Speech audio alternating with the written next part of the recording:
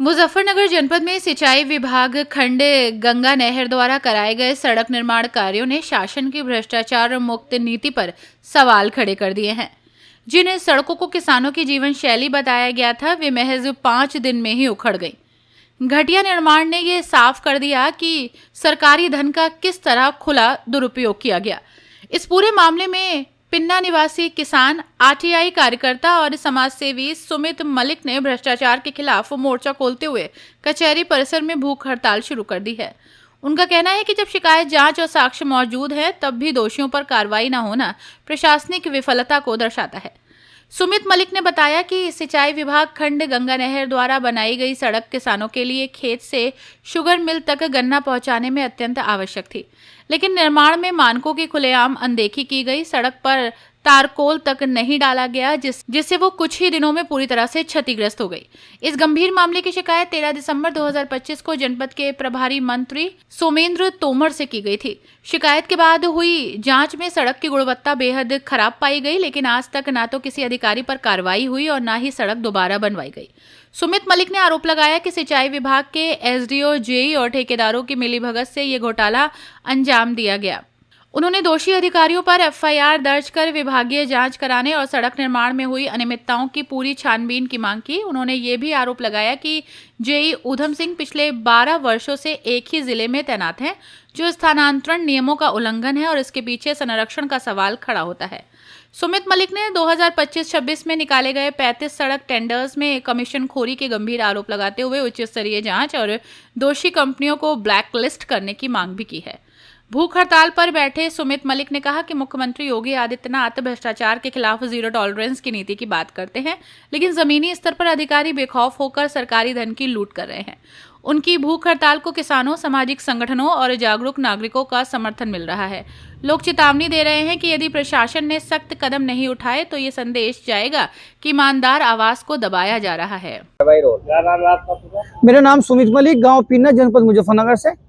आज भूख हड़ताल पे बैठे हैं आप, बताइए क्या है? भूख हड़ताल पर बैठने का कारण ये है कि सिंचाई विभाग द्वारा चट्ठावल रजभा जो बोलता है, पिन्ने में निकल के जा रहा, बुढ़ीना खुद से लेके तावली की तरफ वो रजभा निकलता है। उस पर 5-6 किलोमीटर की सड़क बनी और उस सड़क में 5वें दिन वो टूट गई और 8-10 दिन पीछे ही उसमें घास भी उगी आई।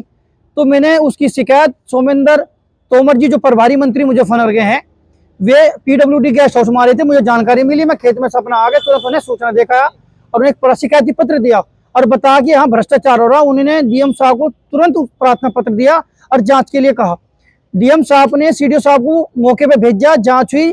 जांच में सिंचाई विभाग के अधिकारी, एक्शन, एसडीओ, जे की जो मिलीभगत और ठेकेदार की मिलीभगत से सड़क बनी थी, उसका खुलासा हुआ। जांच रिपोर्ट में बताया गया कि उसमें अनियमितता पकड़ी गई है, तारकुल की मात्रा नहीं मिली, उसकी मोटाई जो उसका लेयर होती है वो कम थी, तो जिसकी वजह से इसमें भ्रष्टाचार सिद्ध हुआ है। तो मेरा अनुरोध जिला अधिकारी महोदय से है कि कृपा करके उन भ्रष्ट कर्मचारी अधिकारियों के खिलाफ कानूनी कार्रवाई करी जाए, उन पर एफआईआर हो, ताकि भविष्य में, और जो ठेकेदार है वे सब ब्लैकलिस्ट हो, ताकि भविष्य में माननीय मुख्यमंत्री की सरकार में, जहाँ एक तरफ माननीय मुख्यमंत्री जी कह रहे हैं कि जो भी अधिकारी कर्मचारी भ्रष्टाचार में लिप्त पाया जाएगा उस पर कानूनी कार्रवाई होगी, लेकिन यहाँ मुजफ्फर एक्शन है, क्योंकि एक्शन के निर्देश पे ये काम हुए हैं।